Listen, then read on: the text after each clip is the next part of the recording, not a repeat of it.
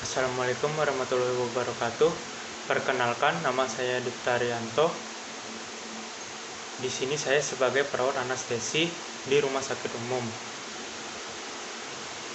Di sini saya akan melakukan pengkajian GDS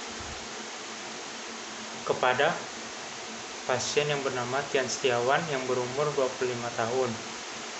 Sebelum melakukan pengkajian, saya telah melakukan data-data pengkajian pada pasien, lalu saya sudah mengetahui riwayat penyakit dari pasien, lalu saya sudah menyiapkan alat dan bahan untuk pengkajian, lalu saya sudah mencuci tangan dan saya siap bertemu dengan pasien. Assalamualaikum Pak. Waalaikumsalam. Selamat pagi Pak. Pagi. Di sini saya perawat anestesi yang bernama Dipta Rianto. Di sini saya akan melakukan pengkajian GDS ya. Di sini apa benar dengan pasien Tian Setiawan yang berumur 25 tahun? Oh iya benar. Oh baik Pak. Di sini saya akan memberikan pertanyaan kepada Bapak. Bapak tinggal jawab ya atau tidak saja. Oke. Nah, untuk pertanyaan pertama, pada dasarnya apakah Bapak merasa puas dengan hidup Bapak yang sekarang ini?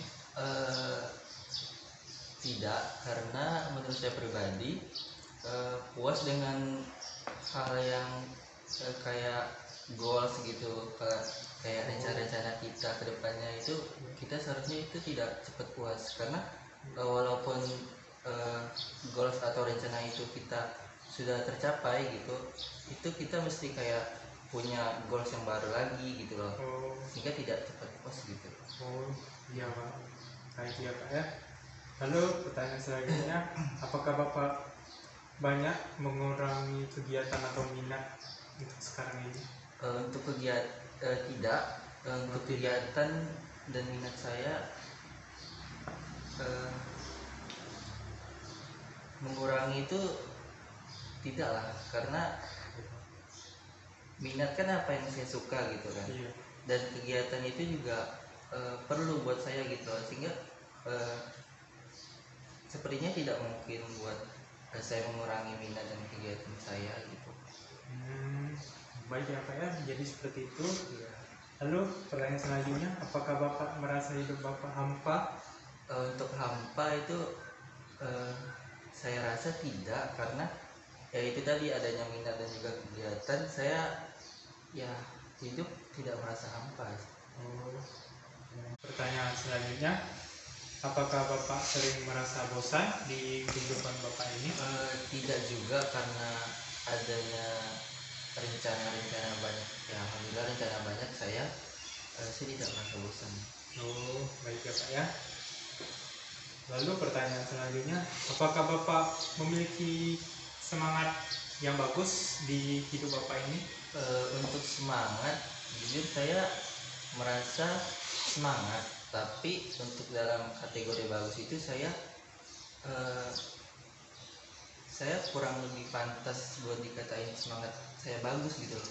Tapi yang saya dapat dari penilaian teman-teman saya gitu, semangat saya ya cukup bagus. Tapi saya merasa belum cukup pantas bagus. Berarti Bapak cukup ya Pak ya? Iya. Oh baik Pak. Lalu pertanyaan selanjutnya, apakah Bapak merasa takut bahwa sesuatu yang buruk terjadi pada Bapak itu ada? Pasti takut, Pasti, tapi ya tapi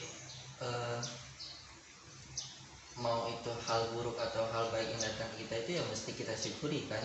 Ya, dan apalagi untuk hal yang buruk tersebut, itu semua pasti apa ya, nggak semua hal buruk itu buruk ke kita gitu loh, pasti ada kayak hikmah atau manfaatnya gitu. Apa yang kita pelajari juga dari hal buruk tersebut ya pastilah ada ininya, manfaatnya ya Pak ya. Lalu pertanyaan selanjutnya, apakah Bapak merasa bahagia sekarang ini? Untuk bahagia kadang saya merasa bahagia, kadang enggak gitu. Oh, berarti Iya. kadang-kadang ya Pak ya. Oke, baik. Lalu pertanyaan selanjutnya, apakah Bapak merasa tidak bergaya di kehidupan Bapak ini? Berdaya, harus berdaya, karena apalagi kita di usia muda gitu kan. Ya pasti harus berdaya. Oke, baik ya Pak ya. Pertanyaan selanjutnya, apakah Bapak memiliki tinggal rumah daripada keluar rumah untuk berpergian gitu? Saya lebih memilih keluar rumah Oh, memilih karena ya lebih banyak apa ya, lebih banyak ilmu yang kita dapat nggak sih kalau kita keluar dari rumah. Iya, iya. Ya Ya, menurut saya seperti itu. ya lebih banyak beraktivitas sosialisasi juga. Iya. Ya. Oh, baik ya Pak ya. Baik ya Pak ya, pertanyaan selanjutnya, apakah menurut Bapak sangat menyenangkan hidup hingga sampai sekarang ini? Ya alhamdulillah untuk menyenangkan, tapi kalau misalkan pun nggak menyenangkan ya mesti kita syukuri juga sih. Iya, ya Pak, bagus ya Pak ya. Baiklah Pak, pertanyaan selanjutnya, apakah Bapak merasa tidak berharga dengan kondisi Bapak yang sekarang ini? Berharga karena saya syukuri dengan kondisi saya seperti ini. Oh, baik ya Pak ya. Lanjut pertanyaan selanjutnya, apakah Bapak merasa sangat penuh semangat? Ya harus penuh semangat Oh, iya. dengan umur kita yang seperti ini lah. Bagus ya Pak ya. Pertanyaan selanjutnya, apakah Bapak merasa keadaan Bapak tidak pada harapannya? Terkadang tidak pada harapan, terkadang juga pada harapan. Oh, baik ya Pak ya.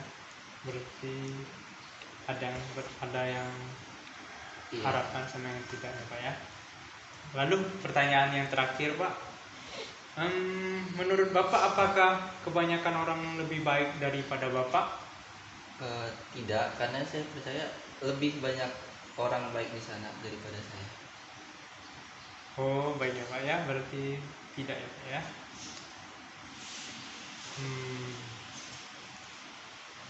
Baik Pak, di sini bagaimana perasaan Bapak sekarang setelah melakukan pengkajian ini? Saya merasa lebih lega karena apa yang saya pendam gitu saya keluarkan dari pertanyaan Bapak tadi. Oh, baik ya Pak ya, berarti sangat bagus ya. Iya. Baiklah Pak, sebelum saya mengakhiri ini, saya akan melakukan lagi pengkajian di beberapa hari ke depan supaya saya bisa melihat perkembangan dari Bapak ini. Saya berharap semakin membaik ya Pak ya. Iya, amin. Baiklah, kalau begitu saya pamit dulu ya Pak ya. Iya. Assalamualaikum warahmatullahi wabarakatuh. Waalaikumsalam. Baiklah, selanjutnya kita akan melakukan tahap selanjutnya, itu tahap dokumentasi. Di sini saya akan melakukannya dengan menggunakan SOHP. Yang pertama yaitu data subjektif, yaitu data yang pasien berikan, yaitu pasien merasa puas dengan pasien tidak merasa puas dengan hidupnya, lalu pasien tidak mengurangi kegiatan dan minat, lalu pasien merasa hidupnya tidak hampa,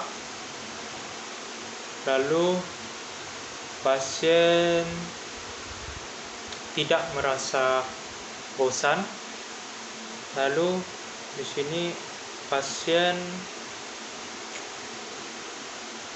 memiliki semangat yang bagus, lalu pasien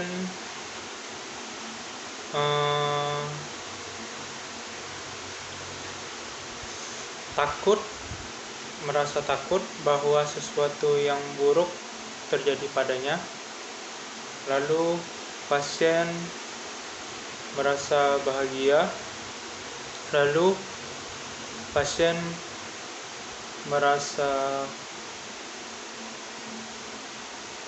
tidak berdaya, lalu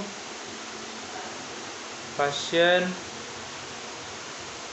memilih keluar rumah berpergian gitu daripada tinggal di rumah. Lalu pasien merasa mempunyai lebih banyak masalah dengan ingatannya dari kebanyakan orang. Lalu pasien merasa sangat menyenangkan hidup hingga sampai sekarang ini. Lalu pasien merasa berharga dengan kondisinya yang sekarang ini. Lalu pasien merasa sangat penuh semangat juga. Lalu pasien merasa keadaannya juga tidak pada harapannya. Lalu pasien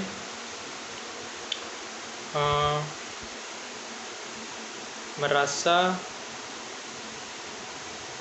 tidak lebih baik daripada orang kebanyakan.